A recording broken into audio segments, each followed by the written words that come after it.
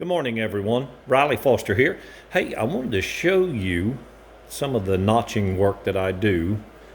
And I can show guys, this is a little bit of shop talk work. I can show you guys how to get these really great notches in this pipe without a whole lot of work.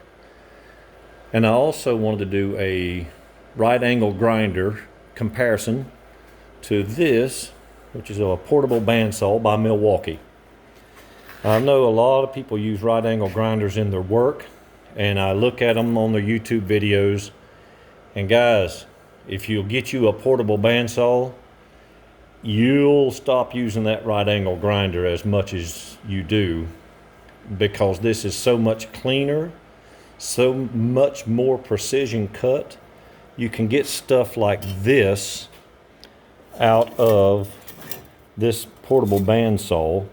Look at that, that's two cuts, beautiful notches, and that makes the work and the welding so much better.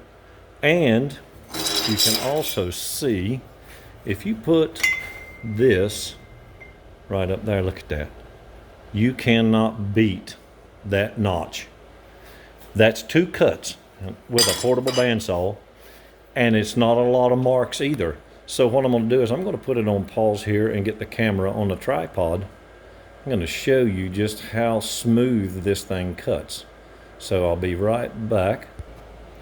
All right, I'm back with a little bit of shop talk on notching these pipe and a few other things. And again, the Portaband, how well it works when you're working with steel, and the freedom you have to be able to modify steel and get that cut, that really good cut you want.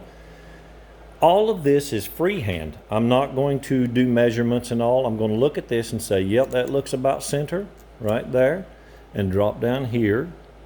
That looks about center right there.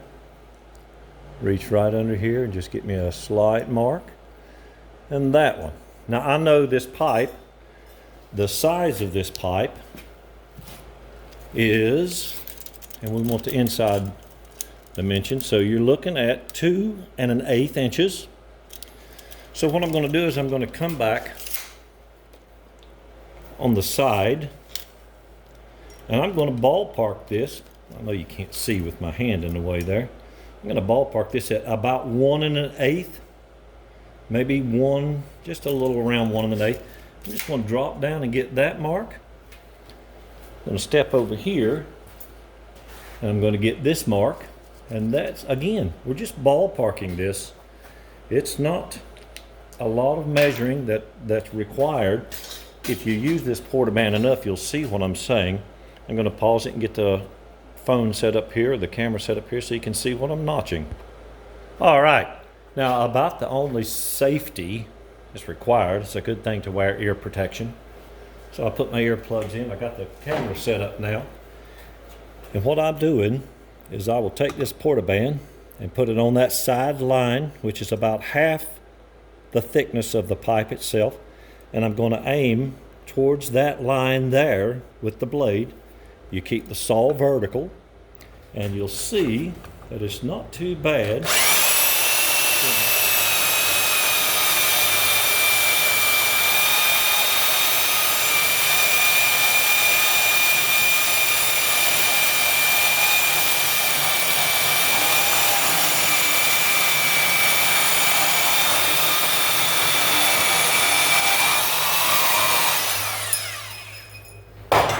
All right, I'm gonna just rotate it around, see how close we got. That's not bad. You can see the line there. And when I notch this other one, hopefully it won't make me a liar. We'll see. Here we go. We're gonna cut this. And all I'm doing,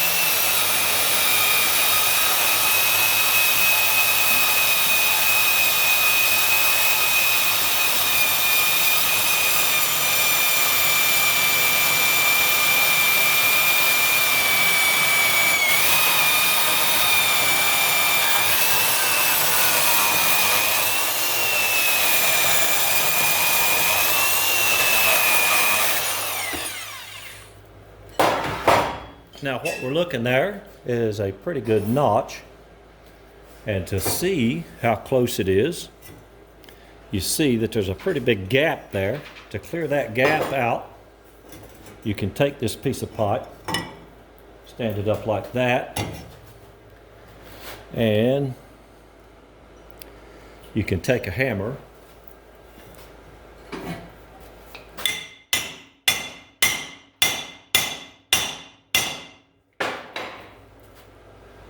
All right, I'm going to pause that just so I can get the camera turned around. All right, there you go. Now that's a good clean notch. If a fellow can't weld that out, he probably needs to go learn how to weld. The bevels under here actually give you a place for that weld so you get these nice, good, smooth cream welds. I'll show you on another piece another day. I'll try to keep these videos short so it doesn't bore people to tears.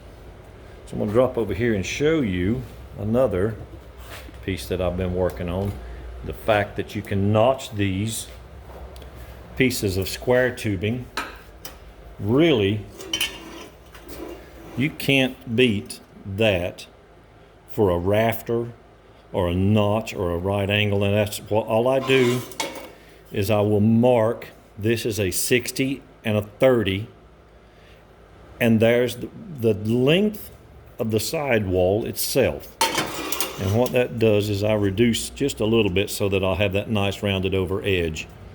Most of the time when I do stuff like this, I don't like to grind, so therefore I don't have to. I build a lot of tables, do a lot of custom steel work and stuff other than the artwork that I do, but it does not require grinding. And that's one of the things if you grind a lot, you know it sucks. Nobody wants to grind. So the right angle grinder has its place in the shop. I don't use it in my shop. What I do is if I'm right angle grinding something, I'll do it outside, and that way I have a fan blowing on it to clear the mess out, so I'm not breathing that fiber that's all in the air that you probably can't see, but you'll know in a few years. Now, as far as shop talk goes, as far as safety and stuff like that, I see these guys using welders without personal protection. You need to have a decent helmet. I chose to use this one. Really great Miller welding helmet. And you can set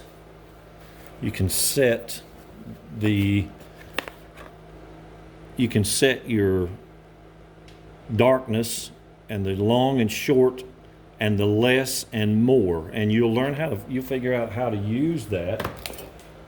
Always good pair of safety earmuffs. I use earplugs a lot, but earmuffs in the shop are great. Guys, I wear out several pair of these a year. Put your dang gloves on and quit giving yourself skin cancer. You're not brain dead. You're supposed to be craftsmen. Act like it. Now, other than that, thanks for listening to Shop Talk. Let me know what you think. Talk to you later.